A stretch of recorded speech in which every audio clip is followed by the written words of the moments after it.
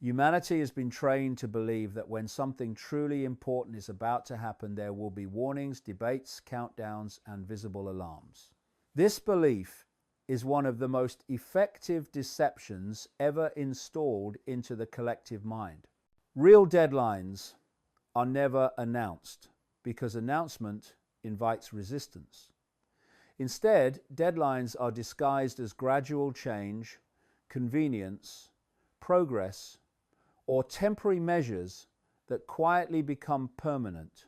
By the time people realize a line has been crossed, the option to step back no longer exists. This is how control matures, not through shock, but through normalization. History shows this pattern clearly. Major shifts in power, freedom, and autonomy never arrive suddenly. They arrive incrementally, wrapped in language that suggests safety, responsibility, or inevitability. Each step feels small enough to accept, rationalize, or ignore. Each concession appears isolated, disconnected from the last. But taken together, they form a structure that did not exist before. The deadline is not a moment in time. It is the point at which reversal becomes impractical.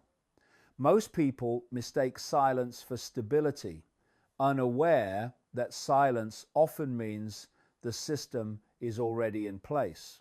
The danger of 2026 is not what will begin, but what will finish.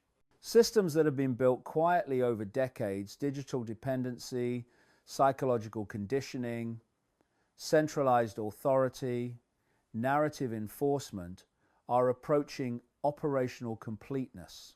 Once complete, they do not need to announce themselves. They simply function. People wake up one day to find that certain choices are no longer available, certain questions carry consequences, and certain paths have quietly closed. No announcement is required because participation has already been secured. This is why the sense of acceleration feels global.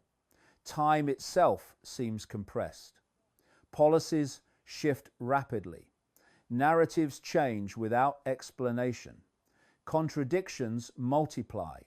The purpose of acceleration is not efficiency, it is disorientation.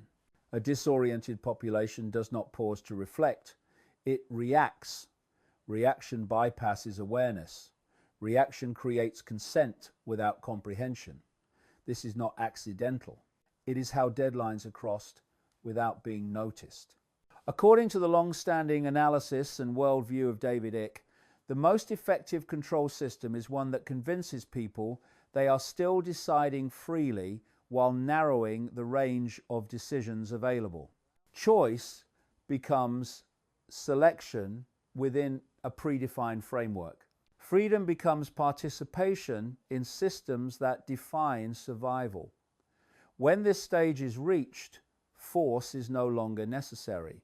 The system does not impose it, proceeds. What makes deadlines especially dangerous is human psychology. People postpone discomfort. They assume tomorrow will be clearer than today. They believe awareness can wait, but deadlines punish delay. Awareness that arrives after the deadline is not useless, but it is limited. It can observe, but it cannot influence outcomes already locked in. This is why urgency feels uncomfortable. Urgency threatens denial. This chapter does not claim that 2026 is a dramatic event. It claims something far more unsettling, that nothing dramatic needs to happen at all. The deadline passes quietly, life continues. Systems function, and only later does humanity realize that something essential shifted while it was distracted. Deadlines are not marked on calendars, they are marked in perception. And the most dangerous deadline is the one you never knew existed until it had already passed. What makes 2026 uniquely dangerous is not any single development, but the quiet convergence of many. Control does not advance in straight lines, it advances in layers. Political authority, economic pressure, digital dependency, surveillance capability, psychological conditioning, and narrative enforcement were once separate systems that could be challenged individually. Today, they are synchronizing. Each one now reinforces the others, creating a closed loop in which escape becomes difficult, not because it is forbidden, but because it is impractical. This convergence is largely invisible to the public because attention is deliberately fragmented. People are encouraged to debate symptoms while ignoring structure. Convergence works by timing. Each system matures just enough to be functional on its own, but incomplete without the others. Technology without authority lacks enforcement. Authority without data lacks precision. Data without psychology lacks influence. Psychology without fear lacks compliance. By 2026, these elements are no longer developing independently, they are aligning operationally. Nothing new needs to be introduced. The trap does not snap shut, it finishes assembling. The most effective part of this convergence is that it feels unrelated to control. Digital systems are framed as convenience, surveillance is framed as safety, economic dependency is framed as stability, narrative management is framed as responsibility. Each layer appears reasonable when viewed alone. Together, they create an environment where deviation feels risky and conformity feels rational. People do not feel controlled, they feel managed. And management feels acceptable in times of uncertainty. Another reason this convergence goes unnoticed is normalization. What would have caused outrage a decade ago now barely registers. Constant change exhausts resistance. When everything is urgent, nothing is questioned deeply. This is not accidental. Overload is a tool. A population overwhelmed by information does not synthesize, it reacts. Reaction keeps attention on the surface while structures solidify underneath. According to the long-standing analysis and worldview of David Icke, the true danger lies not in authoritarian takeover, but in voluntary integration. People are not dragged into systems, they are incentivized into them. Access, convenience, social inclusion, and survival are increasingly tied to participation. Refusal does not bring immediate punishment. It brings gradual exclusion. Over time, participation stops feeling optional. This is how control becomes self-maintaining. What makes convergence irreversible is dependency. Once essential functions of life communication, finance, identity, access are centralized and digitized, exiting the system is no longer a political act. It is a survival risk. This is why convergence must occur before resistance becomes widespread. Once systems are integrated deeply enough, even awareness struggles to translate into action. Awareness that arrives too late can see the walls clearly but cannot move them. The public is not watching this convergence because it is not presented as a single story. It is dispersed across headlines, technologies, policies, and crises that appear disconnected. But patterns do not require announcement. They require observation. And observation requires stillness, something modern life is designed to prevent. This chapter exposes a simple but disturbing truth. The danger of 2026 is not collapse or chaos. It is completion. When systems converge, control no longer needs enforcement. It becomes the environment. And environments do not argue. They simply surround. The most advanced form of control no longer relies on force, threat, or even deception in the traditional sense. It relies on consent that is never consciously given. This is the stage humanity is entering now. People are not being overpowered. They are being guided into agreement without realizing a decision has been made. Consent is no longer a clear yes or no. It is embedded in silence, compliance, convenience, and fatigue. When individuals do not actively resist, their inaction is interpreted as permission. This is not accidental. It is how systems cross ethical and psychological thresholds without triggering alarm. Consent without awareness works because humans are conditioned to believe that choice must be explicit. If no one asks directly, people assume nothing binding has occurred. But modern systems no longer need signatures or declarations. They operate through default settings, opt-outs that are difficult to find, and participation requirements disguised as normal life. Each time a person accepts a new condition to access work, communication, money, or social inclusion, a boundary quietly shifts. The decision feels insignificant in isolation. Collectively, these decisions redefine what it means to exist within society. This form of consent is reinforced by speed. People are rushed, distracted, emotionally drained. They click, agree, comply, and move on. Reflection is treated as inefficiency. Questioning is treated as obstruction. Over time, the habit of consent becomes automatic. The system does not need to persuade, it waits. Eventually, resistance feels abnormal and compliance feels neutral. When neutrality replaces scrutiny, control becomes invisible. Fear plays a subtle role here, but not always in dramatic ways. The fear of inconvenience, the fear of exclusion, the fear of falling behind, the fear of being labeled difficult, irresponsible, or dangerous. These fears do not feel like fear, they feel like social pressure.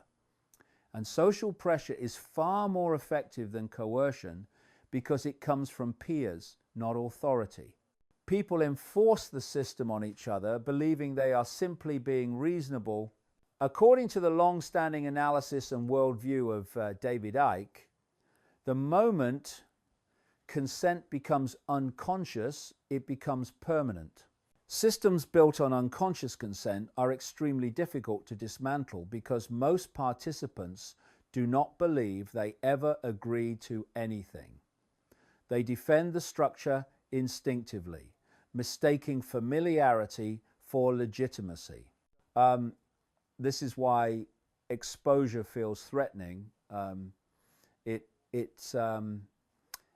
forces people to confront the possibility that they participated in their own limitation.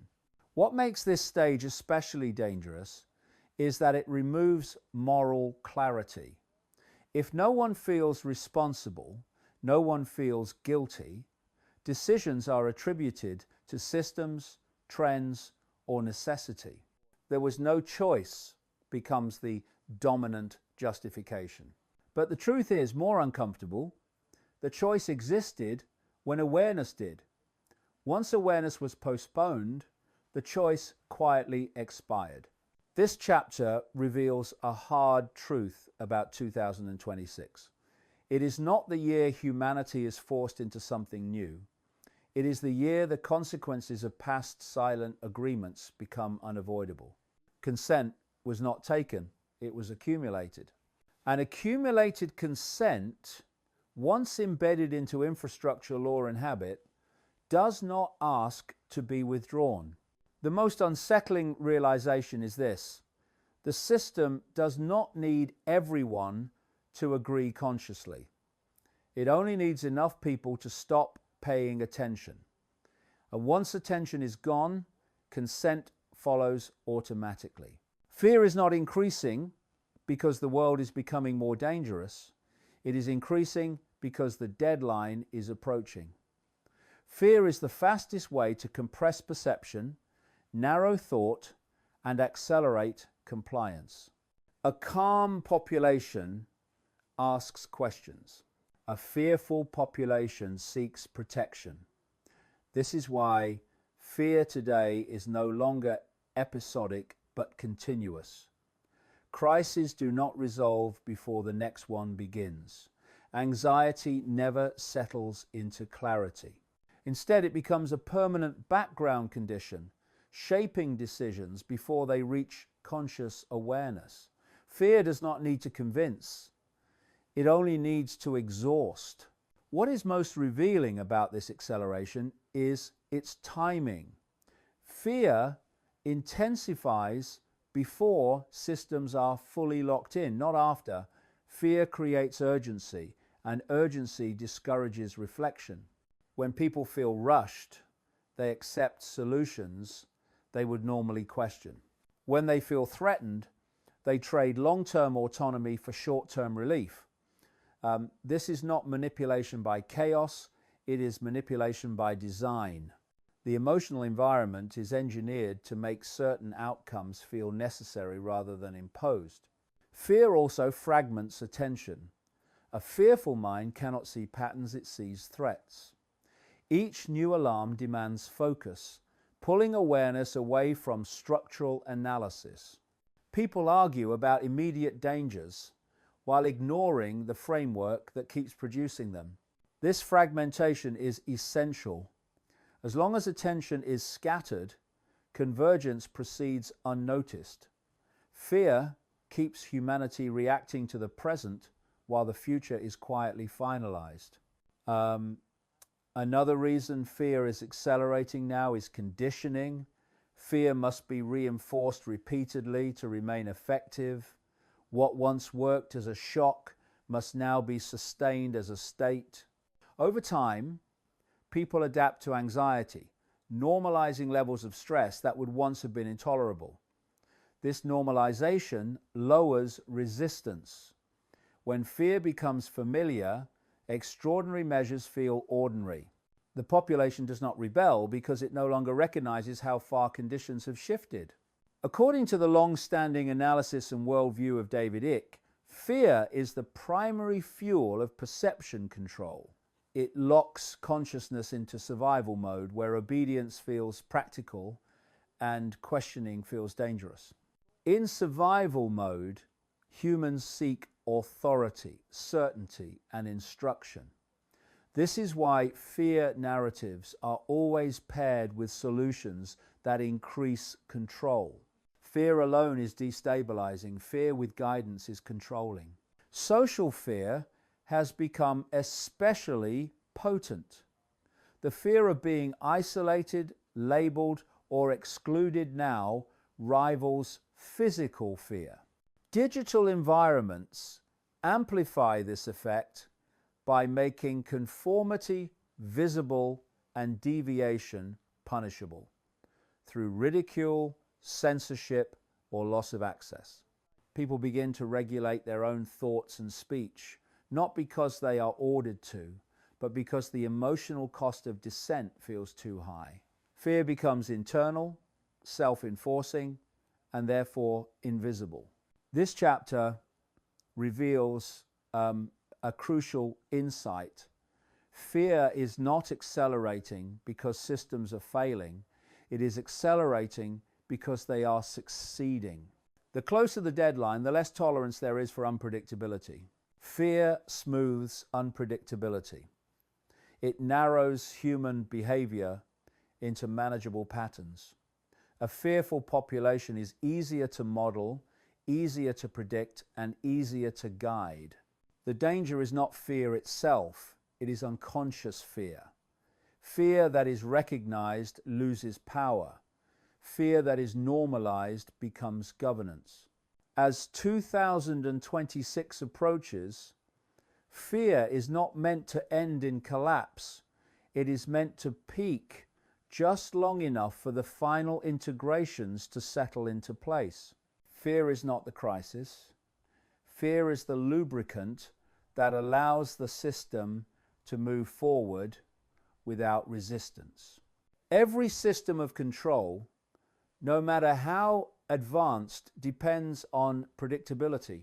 Data, algorithms, psychology, and surveillance can model behavior with remarkable accuracy. But there is one element that consistently resists full control: awareness. Awareness does not follow linear patterns. It does not respond reliably to fear, incentives, or pressure. It cannot be commanded, scheduled, or legislated. This makes it the most dangerous variable in any system built on management rather than force. As systems approach completion, awareness becomes the only remaining uncertainty. Awareness does not announce itself with slogans or movements. It appears quietly, often as discomfort, a sense that explanations no longer fit, a feeling that something fundamental is wrong, even when everything appears functional. This subtle shift is difficult to measure and impossible to suppress directly. Unlike opposition, awareness does not fight the system, it stops feeding it. It withdraws emotional energy, belief, and identification. And systems built on perception cannot survive without those inputs. This is why distraction intensifies as awareness spreads. Noise is not accidental, it is defensive. Endless information, constant controversy, and perpetual urgency are designed to keep attention externalized. A distracted population cannot observe itself. Without self-observation, awareness remains dormant. The system does not fear information, it fears clarity. Information can be controlled, framed, and buried. Clarity cuts through framing entirely. According to the long-standing analysis and worldview of David Icke, awareness is not knowledge accumulated from outside, but perception reclaimed from within. It is the ability to observe fear without being governed by it, to notice narratives without identifying with them, and to see systems without mistaking them for reality. This level of perception breaks conditioning because conditioning depends on unconscious reaction. When reaction becomes observation, the mechanism fails. This is why ridicule and division are deployed against awareness more aggressively than against ignorance. A person who does not see the system is useful. A person who sees it clearly but quietly is dangerous. They cannot be easily labeled, provoked, or controlled. They do not need to convince others. Their behavior alone destabilizes predictability. They opt out emotionally, even while appearing compliant externally. This subtle non-participation disrupts models, metrics, and assumptions. The system responds by attempting to pathologize awareness. It frames deep questioning as paranoia, irresponsibility, or extremism. This discourages exploration without needing censorship. People learn to self-correct, suppress intuition, and return to approved narratives to avoid discomfort. But this strategy has limits. Once awareness crosses a certain threshold, suppression becomes impossible. You cannot unknow what you clearly see. This chapter reveals why the pressure feels so intense now. As 2026 approaches, systems need certainty.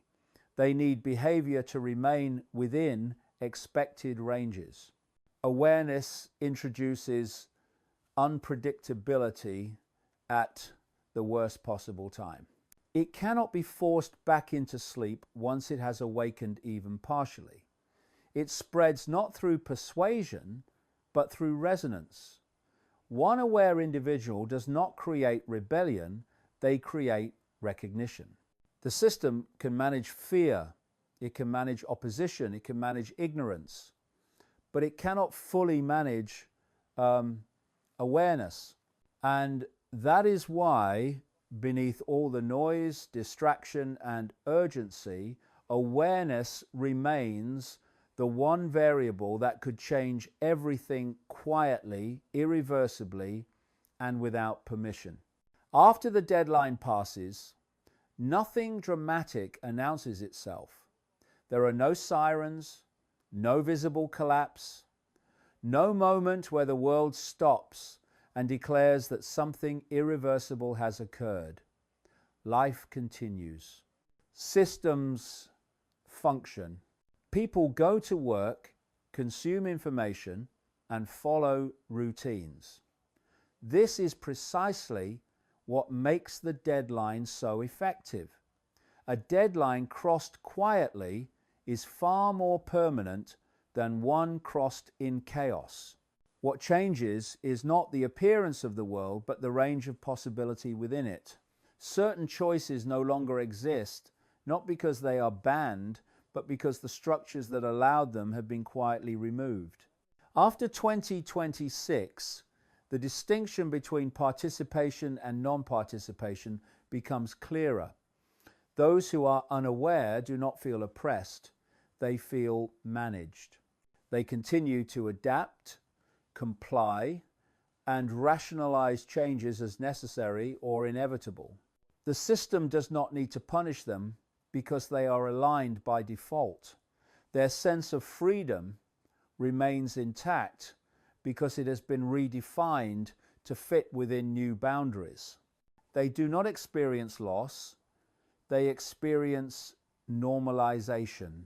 For those who became aware before the deadline, the experience is different.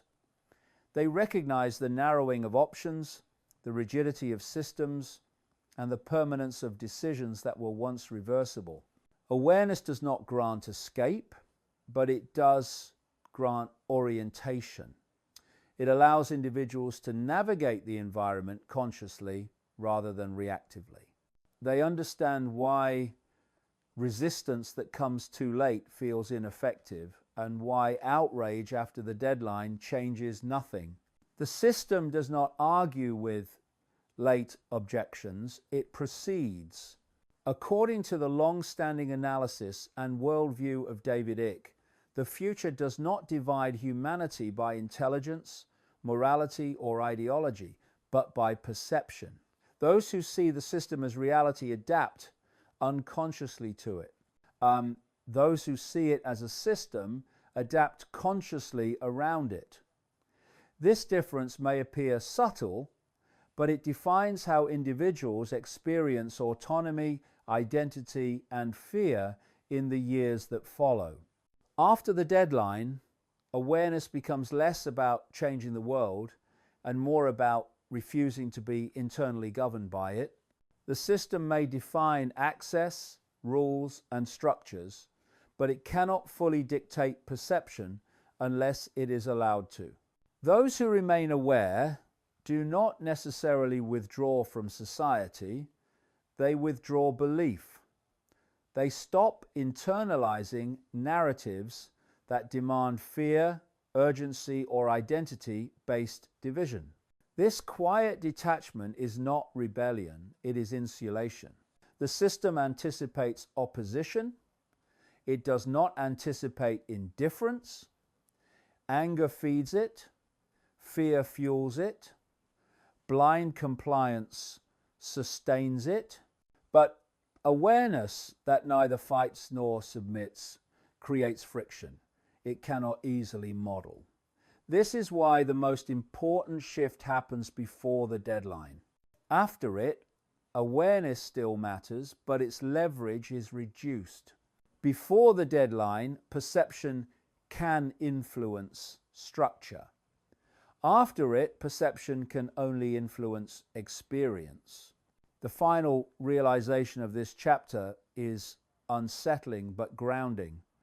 2026 does not decide humanity's fate, it reveals it.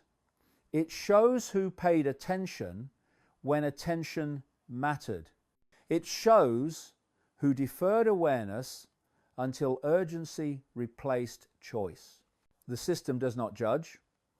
It simply reflects participation back to the individual. This book does not claim that the future is fixed or hopeless. It claims something more precise, that timing matters. Awareness delayed is awareness diminished. The deadline is not a punishment. It is a threshold. And the most important decision humanity ever makes will not be made in panic after the deadline. It will be made quietly, consciously before it.